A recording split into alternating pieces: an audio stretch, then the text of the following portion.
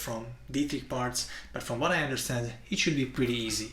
Now I already removed the strings, and when you do that, you can just take off the stock tailpiece from your Les Paul, Gibson Les Paul in this case. And then you can basically just take the Easy B bender and put it on. But before you do that, screw these posts down to the body. This is Dietrich Bart's recommendation.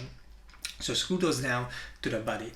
If you're putting it on an Epiphone guitar, not a Gibson one like this one, they give you these replacement screws to use with Epiphones, so that's very nice of them. Also, you get a spare B bender lever. Now, once you put this on, you'll have to just restring the guitar, and I guess it's self-explanatory, but you have to put the B string in here, so you have to put it through the lever as well, because when you push down on the lever, it will change the pitch because the string goes through that hole in the lever.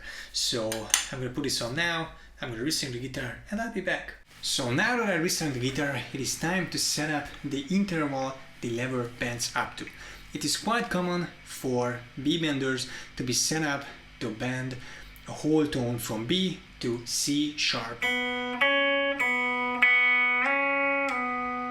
You can of course set it up differently, for example to just bend a semitone up to C, or maybe even D minor third. But you can of course set it up probably on a longer interval as well. I haven't tried all the possibilities with this lever, with this B bender. I only set it up to C sharp because this is what I like to use. Let's understand how this thing works.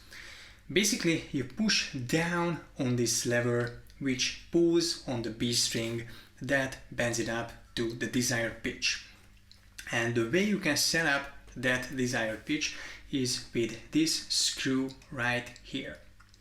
And basically, it regulates the distance the lever travels, because you want the lever to stop at the maximum distance the lever could travel should be the exact pitch you want to bend up to. So you always push the bender into the maximum or to the limit, and you can regulate that limit with this screw.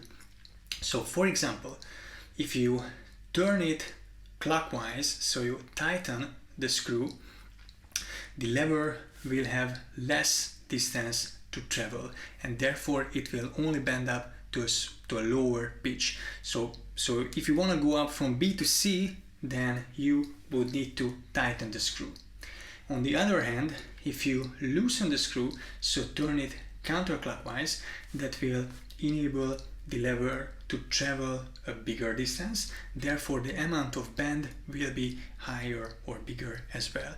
So if you want to go up to D, then you have to loosen it. Now, if you set it up once, that might not be enough in the beginning, so it might require some additional fine-tuning in the upcoming days, because the string is new, the B bender is new, so they both have to settle in. So you might need to redo this fine-tuning, which is quite easy. You basically just turn the screw with your fingers, with your hand basically, and then obviously it is best to use a chromatic tuner if you don't have absolute pitch. So that's basically it, how you set it up.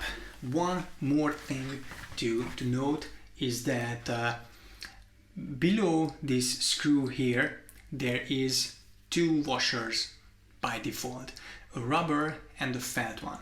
Now I did remove the felt one to get me the proper distance. So that's something you might need to do. And then the last thing I want to mention is, I think in the beginning it is natural to hear some creaking or clicking noise. I did, but it kind of went away. So expect this. Don't be afraid if something is popping or clicking, squeaking in there. But you can of course oil the mechanism under the lever right there with some oil if you want to. And of course, if you have any technical questions or just questions at all, feel free to write to Sven at Dietrich Parts. He's very helpful. he sent this one over to me to try it out, so I'm very grateful for that, Sven. And I think this is an amazing piece of equipment that will just enables your creativity to fly a bit higher or be a bit more imaginative in your playing. And you'll definitely see more of this V-Bender in my channel or on my channel in the upcoming weeks. There's a few things I'm already working on with it, so I hope you stay tuned for that. But in any case, thank you for watching.